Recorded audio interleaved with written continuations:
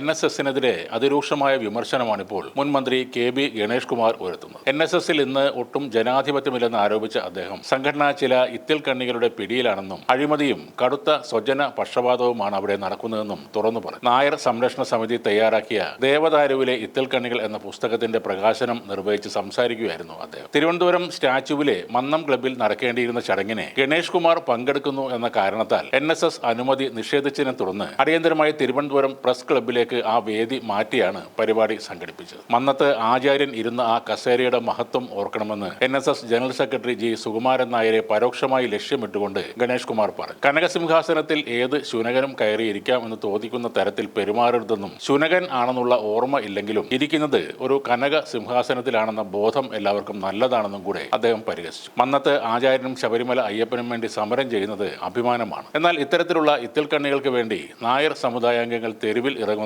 സമുദായത്തിനും മന്നത്ത് ആചാര്യനും സഹിക്കാൻ കഴിയാത്ത കാര്യമാണെന്നും ഗണേഷ് കുമാർ പറയുന്നു. NSS സ്ഥാപനങ്ങളിൽ നടക്കുന്ന ഏറ്റവും വലിയ അഴിമതി സ്വജന പക്ഷപാതമാണെന്ന് ആരോപിക്കുകയാണ് ഗണേഷ് കുമാർ. ഒരു വ്യക്തി തന്റെ കുടുംബത്തിൽ നിന്ന് മാത്രം 43 പേർക്ക് NSSൽ ജോലി നൽകിയതായും അദ്ദേഹം കുറ്റപ്പെടുത്തുന്നു. കൂടാതെ NSSന് പണം ഇല്ലാത്തത് കൊണ്ടല്ല മെഡിക്കൽ കോളേജ് തുടങ്ങാത്തതെന്നും മറിച്ച് ആ മെഡിക്കൽ കോളേജിലെ തൂപ്പ് ജോലിക്ക് കയറാൻ പോലും യോഗ്യതയുള്ളവർ ഈ പറയുന്ന വ്യക്തിയുടെ കുടുംബത്തിൽ ഇല്ലാത്തത് കൊണ്ടാണെന്നും ഗണേഷ് കുമാർ പരിഹസിച്ചു. സമുദായത്തിലെ യുവതി യുവാക്കൾക്ക് തൊഴിൽ നൽകാൻ IT പാർക്ക് തുടങ്ങാൻ ശ്രമിക്കാത്ത NSS അതിന് പകരമായി ചായക്കട തുടങ്ങാനാണ് നിർദ്ദേശിച്ചതെന്നും തിരുവനന്തപുരത്തെ പ്രമുഖ നായർ നേതാക്കളിൽ പലരും ഇപ്പോൾ ചായക്കട നടത്തുകയാണെന്നും അദ്ദേഹം പരിഹസിക്കുന്നു. 64 വർഷമായി തന്റെ പിതാവ് R. Balakrishna Pillai NSS Pathanapuram taluk union president ആയിരുന്നുവെന്നും ജീവിച്ചിരുന്ന കാലം മുഴുവനും R. ബാലകൃഷ്ണപിള്ളയെ അപമാനിക്കുകയായിരുന്നെന്നും ഗണേഷ് കുമാർ പറഞ്ഞു. ദേവദാരുവിലെ ഇത്തിൽ കണ്ണികളെ സമൂഹം വെട്ടി ദൂരെ എറിയണം. ആജ്ഞാനുവൃത്തിയും അവരുടെ ഇത്തിൽ കണ്ണികളുമാണ് ഇന്ന് ദേവദാരുവിലുള്ളത്. മന്നത്ത് ആചാര്യന്റെ മരണാനന്തര ചടങ്ങുകളിൽ മകനെ പോലെ ചടങ്ങ് നടത്താൻ ഭാഗ്യം ലഭിച്ചയാളാണ് എന്റെ പിതാവ്.